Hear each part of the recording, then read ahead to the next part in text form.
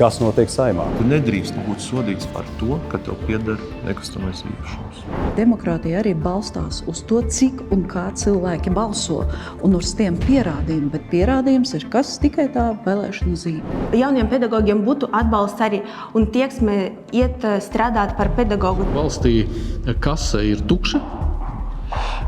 Un šādā veidā Siliņa ar ašarādeni faktiski piepilda šo te kasi. Ļoti būtiski jautājumi šodien tika skatīti, un ļoti svarīgas darbības tika veiktas, lai tiešām beidzot aizstāvētu cilvēku intereses, kas ir ļoti nepieciešams. Nekustamā īpašuma nodoklis patiesībā ļoti netaisnīgs Latvijā, un Latvija pirmā vietā šodien iesniedza priekšlikumu Saeimā to atcelt.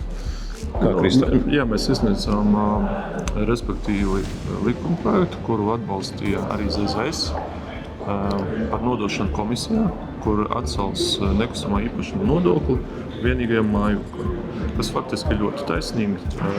Igaunijā vispār nav nekustamā īpašuma nodoklis ēkām, Lietuvā ēkām līdz 450 000 arī nav nodoklis. Tā kā es domāju, ka tas ir pilnīgi likumsakarīgs rezultāts, un redzēsim, vai būs iespējams budžeta komisijā viņu tālāk aizstāvēt, un tad jau nāks uz parlamentu tālāk uz balsojumu.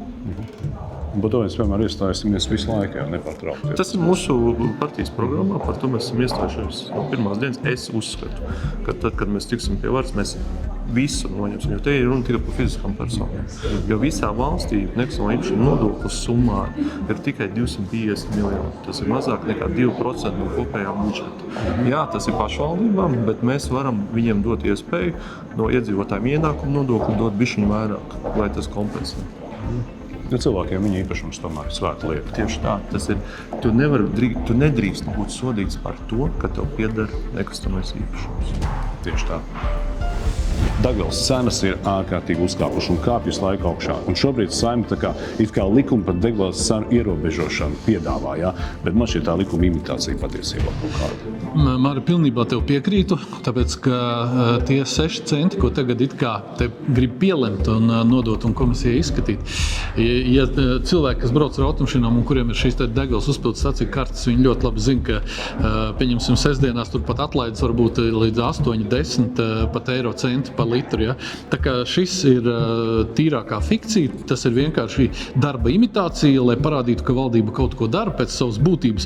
Viņi vienalga uzvārās uz tiem cilvēkiem vairāk kā 4 centi litrā uz katru no šiem litriem. Un, jā, tā ir tīrākā veida imitācija. Ja? Tad mūsu piedāvājums bija izskatīt visu to plašāk. Tagad no 1. aprīļa stāsies spēkā šis biodegvielas piemaisījums, ja, kas ir 6 centi, tad varēja vismaz to atlikt kaut kā terminēt līdz rudenim vai vēl kaut kādīgi. Ja? Tas pats skar akcijas, PVN un tā tālāk. Un tā, protams, akcijas mums ir viena no augstākām Eiropā. Ja? Tad mēs varējām samazināt līdz Eiropas minimālajiem noteiktajiem, ja? Un mums jau būtu kritums par kādiem 40 eiro centiem. Nu, vismaz es nezinu, terminēt, tad ja visus tos piedāvājumus iekļautu šajā te sarakstā. Tā kā jā, šī ir tīrākā manā skatījumā fikcija, jo kas ir būtiski? Būtiski ir tas, ka valstī kase ir tukša. Un šādā veidā Siliņa ar ašarādeni faktiski piepilda šo te kasi.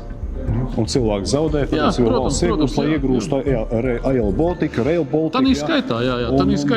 Kamēr nepietiek cilvēkiem pamatvajadzībām. Tāda situācija. Tā ir. Jācīnās pret to. Cīnīsimies. Iekaterina, mūsu valstī skolotāji ir ļoti apdalīti patiesībā. Un Latvija pirmā vietā dara visu, lai tas tā nebūtu. Kāds bija šīs dienas priekšlikums? Šodien tika iesniegti grozījumi izglītības likumā, lai pedagoģi, kuri ir nostrādājuši 35 gadus izglītības iestādē, varētu saņemt izdienu pensijas. Un priekšlikums bija par izdienas pensijām. Jā, tieši tā. Ja pedagogs ir nostrādājis izglītības iestādē 35 gadus, viņam būtu iespēja aiziet pensijā, jo pedagogu darbs nav tas vieglākais darbs.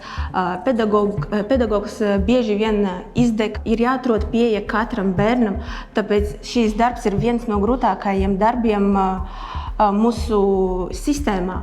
Un tā būtu iespēja, lai pedagogs būtu nodrošināts.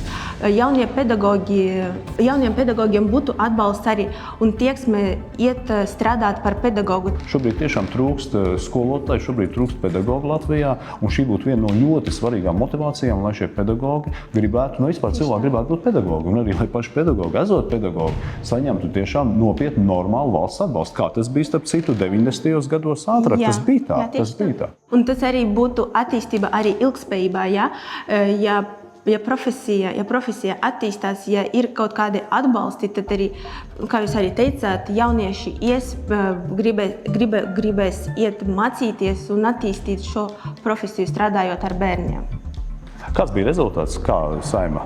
Protams, Saeima to neatbalstīja, un tas netika nodots pat komisijai, lai sāktos tas darbs, bet mēs turpināsim cīnīties par mūsu pedagogiem, lai pedagogu profesijas prestižs tikai augtu un pedagogi tiktu atbalstīti mūsu valstī. Un šie mūsu priekšlikumi, kas tika iesniegti Saeimā, bija savākuši 12,000 parakstus uz portāla Mana balss LV. Mums ir jāsadzird tos pedagogu skaitu un jāatbalsta turpmāk.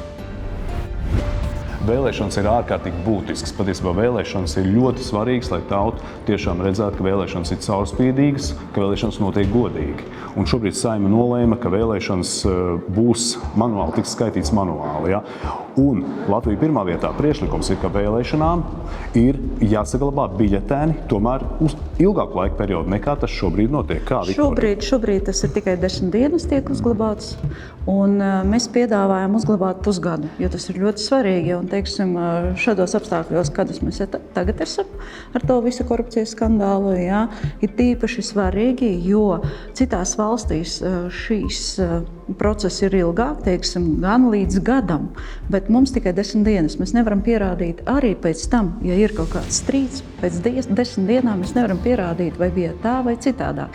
Un šīs ir ļoti svarīgs demokrātisks jautājums. Jo demokrātija arī balstās uz to, cik un kā cilvēki balso, un uz tiem pierādījumiem. Bet pierādījums ir kas? Tikai tā vēlēšana zīme. Vēlēšana zīme. Melns uz baltu. Kā Saeima reaģēja? Negatīvi. Jā. Negatīvi. Es nezinu, šeit atkal jautājums pie jaunas vienotības, kurā ved šo valdību. Es viņu tagad saucu par veco vienotību. Pretvalstisko organizāciju, partiju, kurā tiešām rīkojas pretvalstiski. Un tas taču nav tik grūti saglabāt vēlēšanu zīmes līdz pusgadam. Tas ir minimums, ko mēs varam darīt. Godīgas vēlēšanas ir ārkārtīgi svarīgas, un tās ir jānodrošina.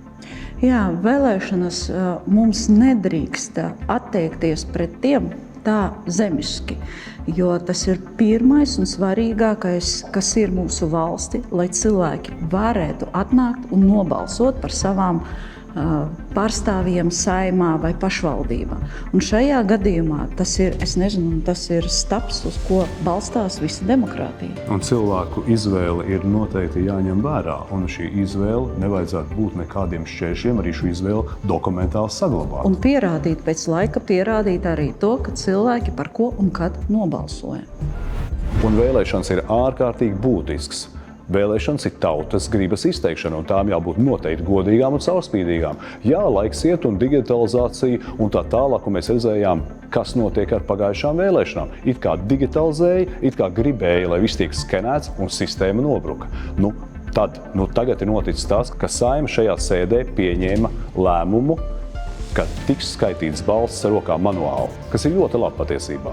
Jo tas ir drošāk, tas ir tomēr labi, tas varbūt ir vairāk darbietilpīgi, bet tas ir tomēr svarīgi skaitīt ar rokām, tāpēc, ka lai vēlēšanas būtu pēc iespējas godīgākas un caurskatāmākas.